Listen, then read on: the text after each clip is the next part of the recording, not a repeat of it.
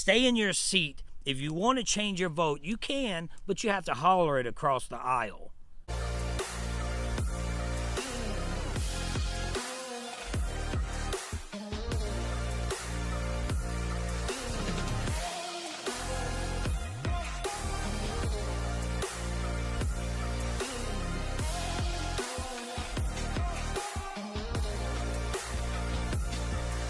What's up, guys? It is time for another Players Performance Review. Welcome to the Russell Hantz Show, and here we go. First thing we're going to do is we're going to talk about EOE. EOE is interesting, but it's getting a little over-dramatic. I'm sure you see what I see. I loved it. I said it was one of the greatest things performances in the history of the game when we seen Ethan do what he did, and we seen Natalie just kick butt going up and down that hill. Now we have the similar challenge, just not going up and down, just going around and walking in the water and slippery and everybody's falling. Just as dangerous as going up and down the hill because you're falling all over the place. But then we see Rob fall down and crack his elbow. They make a big deal about this. Oh, I think I cracked my elbow. I think I'm done. No, you're done because you can't beat these other people. You're not done because you think you cracked your elbow, which you didn't crack his elbow. So I thought that was a little dramatic, what they did there.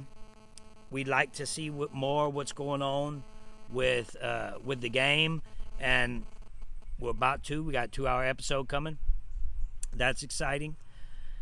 But then you see, Rob sitting there walking, and they showing the blood dripping down his hand. You're showing Amber, and she's crying. We're playing Survivor, guys. Let's get back to some strategic play. Rob finishing, okay?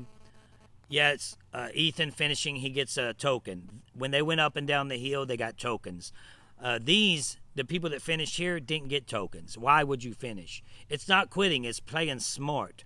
Why would you finish a challenge when maybe tomorrow you have another challenge you have to do to get back into the game? Why would you exert all that energy and, when you need to save as much energy as you can when it's for nothing? You don't get a token. You have to think smart in that game, and your pride may get the best of you. That's not thinking smart, but that's old school style of playing Survivor. That right there shows a lot. Look with Adam. Adam sits down. He's like, I know what I'm doing. I'm not going to get the token, so I'm sitting here. I'm not going to finish this thing. I'm going to save my energy. And then you have the old school. I'm going to fight through this. I'm going to make it. I'm going to finish no matter what. That is the old school style, not thinking about, hey, save your energy, man. You have a challenge maybe tomorrow. All right, guys, let's get on with my player's performance. Here we go. We're going to start with Kim. Now, I wanted to start with a bang. We have Kim that's trying to vote everyone out, someone different every week. Actually, Jeremy twice. She tried to get rid of Nick. Kim tried to get rid of Sophie when she was still in the game. She was going to get rid of Tony, but he won the individual immunity. And Jeremy twice. Now, I've been saying that she should have started playing the game a lot sooner. When she was back in the day and had the tools to work with, back when she was siding with Tony and Sandra, she should have worked with Jeremy and Denise. I didn't understand why they didn't do that, but they didn't. Now, I knew she was going to be in trouble. She's fighting, though. Now, you have to respect the fact she's somewhat fighting because she stepped down from Immunity Challenge, which was a shocking development for me. I'm sure it shocked a lot of you guys. They're playing for $2 million. $2 million.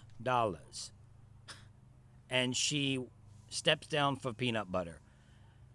Did she step down because her arm got tired and she knew she couldn't make it, a minute or a couple of seconds? I don't think that's the case. She used to be a challenge beast in her season. I think that she just had a weak moment and thought that she was safe and she steps down for peanut butter. She tweeted something about the peanut butter and whatever. I didn't read the tweet. I just heard it. You can joke about it all you want at this point.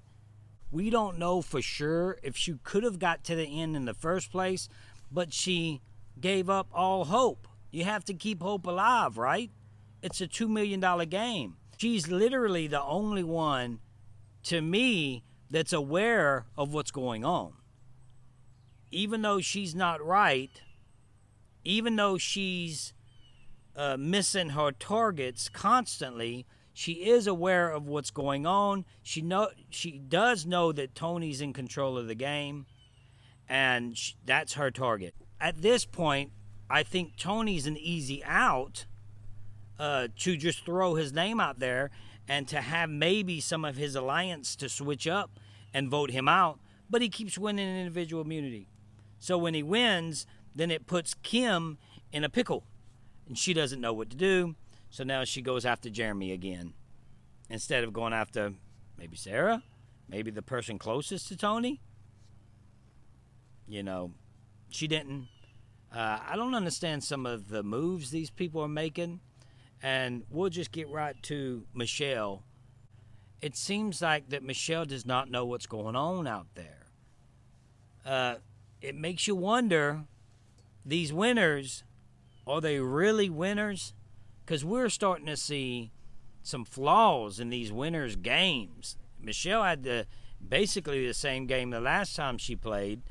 I hate to say this about her because she's such a great person, but she's playing a horrible game. She's right up there with Ben, and we'll talk about him next. She's throwing her vote off, and I know they're saying, she's throwing her vote off so she can get with the majority, and she's not in trouble for voting Jeremy out. She gives Jeremy the 50-50 coin, and then she votes for him. Like if he flips the coin and it lands on what he doesn't want it to land on, then you're going to be essentially the one that votes him out. Like, why don't you get a plan together and go a different route? Again, Sarah, the closest one to Tony. So usually back in the day when we played, if you can't get that person, like in 19, Laura, you go for her best friend, like Kelly, to weaken that. But that's not what Michelle is doing. It's not how she thinks. At this point, Michelle still thinks that she should just stay close to the group and just vote whatever anybody votes. When does these people start playing the game? Now, I know Kim is playing. She's just not getting anything right. And is she really playing? Because she stepped down the challenge. So that's a debate. But Michelle, she's not playing at all. At first, it felt like that Michelle was going to play this game. The first couple of weeks, I thought, yes, we're going to get to see her play. But now, she's just not. And it's sad to see, because I wanted to see her play. But guess what, guys? That's what we get. That's her gameplay. That's what it is. Nothing's ever going to change. She could play a third, fourth, fifth time, and she will play the same every single time. It's just her style. So, can't hate her for that. We just wanted to see her take it to another level, and she's not doing that. Okay, Ben. Ben finds an idol right in front of Tony. He tries to hide it. Tony's like, "Oh, man, what you doing? I thought we were boys. You trying to hide that idol? What's up?" And he's like, "Well, you did that to me last week." "Oh, that was last week." Tony is getting in their heads, and he's like, "Oh, okay, it's all good, man. I still love you, man. It's all good. I got an idol, yay." Like, Tony just told you, "Yeah, I did that to you last week, but today's a new day." It's never a new day. He's going to come after you sooner or later, Ben. And that idol's probably not going to help you, because you're going to think that you're going to be safe. I don't know what's going to happen, but we'll see. Ben is playing a horrible game. I think that he's playing the worst. I don't think it's Michelle. I think it's Ben. I think he's the one you take to the end of this game. If you don't take Michelle to the end, You don't take, you take Ben. If you take Tony out of this equation, then you still have Ben not winning this game. I've been saying, if you took, I've been talking about on my podcast, let's take Tony out, then we have a game. Then everybody is fighting. It's going to be a boring game, but everybody is going to be fighting and maybe have an equal shot of winning the game if you take Tony out. If you take Tony out, I think Ben still doesn't have a shot. He doesn't want to play. He gets mad at everybody. When you want to talk to him, he finally talked to Jeremy, but you could see in his eyes he really didn't want to talk to him. At first, Jeremy's like, will you talk to me, man? No, I ain't talking to you. I ain't talking to you. That's definitely playing with your cards facing him so he can see what's in your hand. When you go out there and play this game, you have to know that they're going to have aggravating moments. You have to know that sometimes I'm going to get mad and I'm going to have to breathe. Just breathe. And you have to relax. That kind of stuff is not happening to Ben. And then all of a sudden we see Denise get aggravated and then burst out. But with Ben, we see it time and time again. He gets aggravated and he shows it. And again, we're seeing another winner with a poor performance at Winners at War. Denise, since we just talked about her. Denise did the same thing that Ben has been doing just right there at Tribal. And she gets upset with Jeremy. She's like, I'm done. Let's vote. Now, I understand everybody's running around. By the way, I'm not liking that. Everybody getting up, talking at Tribal. Matter of fact, I hate that. And if Jeff watches this, and I hope he does, they need to stop that. This is the third time they did that, and everybody is getting sick of it. I'm sitting there trying to take notes, right? Oh, this what's happening? This person. At one point, I'm like, that's it. Forget it. I don't care what happens. We'll just talk about it when it's over. Like, when do you tell them to sit down, stay in your seat? If you want to change your vote, you can, but you have to holler it across the aisle. You can't get up and start changing votes and this and that. It's just, yes, it was exciting the first 100 times. The first time. It was exciting. I liked it. Now it's the second time. Now it's the third time. Are you really going to let them do it a fourth and fifth time? You cannot. I think that they should stay seated. If they want to change their vote and start talking, they can, but they have to stay seated and do it, and not start whispering in everybody's ear. So it's subtitled. The whole tribal council is subtitled. I know I'm rambling on about that, but I'm sure you agree with me. A lot of people are saying the same thing. Back to Denise. She sits there and she don't move. Now, why don't she move? Because she has the individual immunity idol around her neck. Another problem I'm having is two people winning individual immunity so late in the game. Used to be that happened right when you merged. Now it's late in the game and you say, okay, two people wins individual immunity. So that was a little surprising to me. And she's one of the ones that won. She has it around her neck. She knows she's safe. But she's so delusional to the fact that she's not safe past that vote. And she gets into it with Jeremy. And Jeremy's like, this only saves you right here tonight. You know that, don't you? And she go ahead and she's upset. You have Tony that's doing the complete opposite of what she's doing. She's sitting there and she's safe, but she don't want to ruffle any feathers. So she's sitting there like not doing nothing, letting them do whatever's happening around her. She's sitting there and she's not doing anything. It shows that she has her mind made up. She's going to vote the way she wants to vote. And she doesn't want to work to try to make anything change. Again, why don't you get rid of Sarah? All right, now Jeremy. Jeremy is like a fish out of water. He's just flopping all over the place. but he's staying in the game. He's doing what it takes at this point to stay in the game. But could he win? Could Jeremy actually win the votes when you have Wendell that he backstabbed? He's probably going to backstab Denise again, because he backstabbed her the one time he tried to vote for her when she gave him the idol. And he walked away from his alliance totally so that he couldn't have a vote. You hear Wendell in the jury saying, look what he just did. He walked away. That means a lot when you hear them say things in the jury. They go back and they talk about these things over a glass of wine and some pizza. So they discuss this. I don't think that Jeremy wins if he gets to the end because of the way he's been playing. It's effective to get to the end of the game, but can you win with that strategy?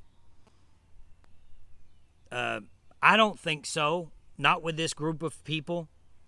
So everybody there actually thinks that Jeremy has a shot at winning. We hear that name come up a lot, and that's dangerous for Jeremy. If they actually think that, then he may be in trouble. The thing is, he's been on the right side of the vote, complete opposite of Kim being on the wrong side of the vote the entire game. Jeremy's been on the right side of the vote. So you have to take that into consideration.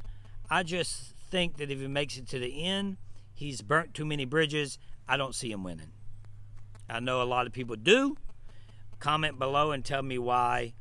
He is getting further in the game by doing what he's doing, by playing the way he's playing. So I could see the argument that he has a shot to win. I just don't think so. Now, let's get with Nick. Nick. It's, Nick, they were gunning for Nick the first few episodes. All we heard was Nick and Adam. Nick and Adam. Now, you don't see anything happening with Nick. Nick is, all of a sudden, the silent killer. Nick was trying to make a move, and, why don't they get rid of Sarah? So, right now, it looks like that, Tony has Nick on a little string. You can see it in his eyes. It's like a dad talking to a son, and the son is lying to the dad. He's like, what happened? Who is Kim trying to get rid of me? Ben told me that Kim's trying to get Nick's like, but Dad. So that's what's happening, and I think Tony sees straight through that, obviously, because he said it after in one of the confessionals. So Nick, he's not really doing that much of anything. He's just following the leader, which again is effective. If you can get all the way to the end, at least you have a shot for $1 million. If you did absolutely nothing, if Michelle and Ben ends up at the end of the game by doing nothing, then at least they have a shot for that $2 million. So you have to get to that point. Okay, I can't take it any longer. I'm going to go ahead and give out the Russell Crown. And I really don't want to give out the Russell Crown 4 times in a row. I mean, is he going to get it from now on? And it's Tony. Tony wins the Russell Crown. Man, he is dominating that game. He is playing them like fools. And he is controlling every aspect of it. You see Denise sitting there with that individual win around her neck. Tony has it too. But do you see Tony just not doing nothing, laying down? No. Tony is trying to control the rest of the game. Denise is not. Tony is trying to get further into the game. So he's starting to make plans. Okay, I hear Kim's trying to get rid of me. It's time to get rid of Kim. Anytime in that game that you hear somebody's gunning for you, that's who you have to gun for, because eventually they'll take you out. So Tony has decided to go after Kim because Kim said his name. Tony doesn't like that. Tony gets what he wants. And he makes sure he gets what he wants. He even tries to save his alliance. Now, was this a mistake? I believe it was. He gets up. He lets everybody know, I have an idol. Hey, do you need it? It is a mistake because of the people in the group. But is it a mistake for the people watching? The jury. The jury is watching, and they're like, oh, wow, he has an idol too? He comes here with an individual immunity necklace around his neck every single time, and he has an idol in his pocket? and he was about to give it to his alliance. They seeing all this. You hear Boss Rob on the other side saying Tony is a boss. That's because Tony is a boss. Tony is ruling the roost, baby, and he is unstoppable. You take Tony out the game, we don't know who's going to win. You keep Tony in the game, I don't care what they do from now on. And the big move of the game, the big move of this game is take out Tony. You take out Tony, you win the game. Michelle takes out Tony, she wins. So, I think he's going to be a lot harder to take out than we think. I mean, he has an idol, so he can play that. We have a 2-hour episode, so no telling. We get all kind of action finally. By the way, thank you, CBS and Jeff. We've been saying this. We want the 2-hour episode. We got it. So we got a 2-hour episode coming up. And I think it's going to be an exciting episode. But can they get Tony out? He has an idol. He's going to play it sooner or later. Then he's going to go look for another one. Then can you beat him in individual immunity? He's a beast. He has all aspects of the game. I said this and I'm going to say it again. So everybody, because I get 30,000 plus watch the players' performance reviews. And I'll say it to everybody. Spencer came up to me one time and he said, Russell, are you the best that ever played? He was drinking. It was at an event. I was drinking. And he was expecting me to say, I'm the best that ever played this game. I said, Spencer, I do not think I'm the best that ever played. But what I do think that I had the best performance in the history of the game. I didn't win, but the performance to get to the end, I think, was impressive. This is the first time I've ever said this. Well, I said it on my live, but I'm going to say it again. I think that Tony, right now, at this point, has the best performance in Survivor history. He is playing the greatest game I've ever seen. And if he wins, he will be the greatest player in Survivor history. I would have to play again and do some crazy, crazy stuff to outperform him and to have the best performance. So I want to give Tony props. I have a video that I'm going to put right here. Now, Tony's is playing right now in winners that I hear. I don't know if that for sure, but I hear that he is. And we'll see. We'll see. I think he's overrated. Let's see how good he does in the game. I don't think he's going to do well at all. So that's going to prove my point that it's overrated. It's going to get to a point to where Tony's not even going to be on the list of any player that's strategically good at all. They're going to just think his season was flawed. You see? I give respect where respect is due. Always. If Sandra was kicking butt and looking good, I'd be like, yes. Yes. I'd give her respect. I thought Tony was done. I didn't think he had a chance. I didn't think his game was... I thought maybe the first win was a joke because of the second time he played. So now he's changing my mind. I give respect where respect is due. And Tony deserves respect. And I give it to him. Okay, that's it, guys. This is my player's performance. If you haven't subscribed yet, please hit that subscription. Hit that like button. If you like this kind of content, tell me below who you think is playing the best. Also, EOE, who's going to come back in. Would like to be part of the Russell Hantz Show, check out the description, and that's my Patreon page. And if you want to check out the merch, we have new school. I don't have it on now, but the new school players, a parody of the old school player shirts I made, and you can check those out too. We have a few big names that's about to be sporting them new school shirts, including Tony. So it's going to be exciting with the shirts coming out. So I appreciate you guys for watching, and keep hope alive.